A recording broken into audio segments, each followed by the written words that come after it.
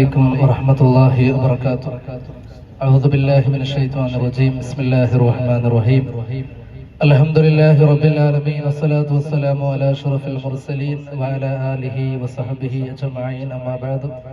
അല്ലാഹു സുബ്ഹാനഹു വ തആല നമ്മുടെ ഒരുമിച്ച കൂടലും പിരിയലും നമ്മിൽ നിന്ന് കബൂൽ ചെയ്ത് അനുഗ്രഹിക്കട്ടെ.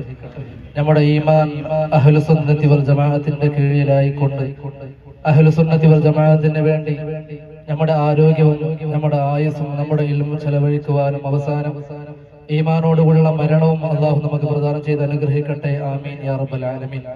ആശംസ പ്രസംഗത്തിന്റെ ഒരു ആവശ്യം ഇവിടെ ഉണ്ട് എന്ന് എനിക്ക് തോന്നുന്നില്ല. കാരണം ഇസ്ലാമിന്റെ അകത്ത് നിന്നുകൊണ്ട് മുസ്ലിമീങ്ങളാണെന്ന് നമ്മളാണ് അഹ്ലുസുന്നത്തി വൽ ജമാഅത്തിന്റെ ആളുകൾ, നാമാണ് യഥാർത്ഥ ഇസ്ലാം എന്താണെന്ന ആളുകൾക്ക് പറയുന്ന പ്രചരിപ്പിക്കുന്ന ആളുകൾ.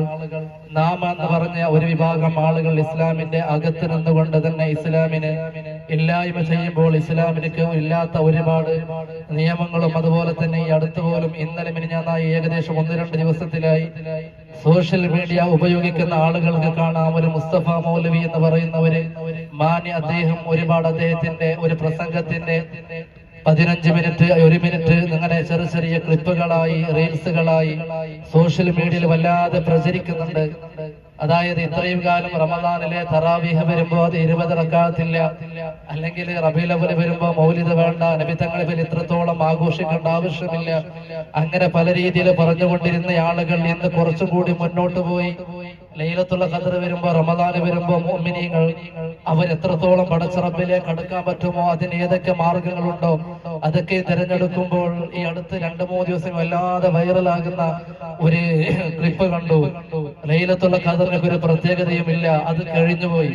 മുത്തുനബിന്റെ കാലത്ത് പരിശുദ്ധമാക്കപ്പെട്ട ഖുർആൻ ഇറങ്ങിയ ആ ഒരു ദിവസത്തില് ആ ഒരു കൊല്ലത്തില് മാത്രമാണ്, അല്ലാതെ എല്ലാ വർഷവും ഇങ്ങനെ ലൈലത്തുൽ ഖദ്ർ വരുമ്പോ അതിന്റെ പ്രത്യേകത ഇല്ല എന്ന് പറഞ്ഞ് പാവപ്പെട്ട മുഅ്മിനീങ്ങളുടെ ഈമാൻ കവർന്നെടുക്കാൻ ഒരു വിഭാഗം ആളുകൾ മുസ്ലിമീങ്ങളാണെന്ന് പറഞ്ഞ് ഇസ്ലാമിന്റെ അകത്ത് നിൽക്കുമ്പോൾ മറ്റൊരു വിഭാഗം ആളുകൾ ഇസ്ലാമിന്റെ പുറത്ത് നിന്ന് എക്സ് മുസ്ലിം ലിബറലിസം എന്ന മറ്റുള്ള പേരിൽ അങ്ങനെ ഇസ്ലാമിന് വേണ്ടി ദീനിന് വേണ്ടിയാണെന്ന് പറഞ്ഞിട്ടും ദീനിനെ ഇങ്ങനെ കാർന്നു തിന്നാൻ പല ആളുകളും നാനാ ഭാഗത്തിൽ നിന്ന് ഇസ്ലാമിന് എതിരിൽ പ്രവർത്തിക്കുമ്പോ അതിനു വേണ്ടി പാവപ്പെട്ട ആളുകളുടെ ഈമാൻ നഷ്ടപ്പെടാൻ പാടില്ല.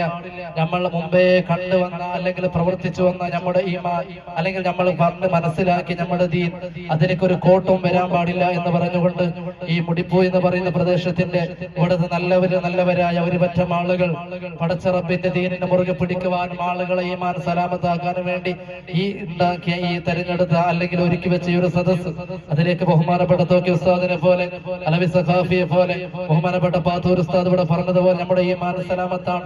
അതാണ് ഏറ്റവും വലിയ ഒരു മുസ്ലിമിനെ സംബന്ധിച്ചിടത്തോളമുള്ള ഒരു ആഗ്രഹവും ആവശ്യവും അതാണ്. അപ്പൊ അങ്ങനെ അവർ ഇതിനു വേണ്ടി ഒരുങ്ങി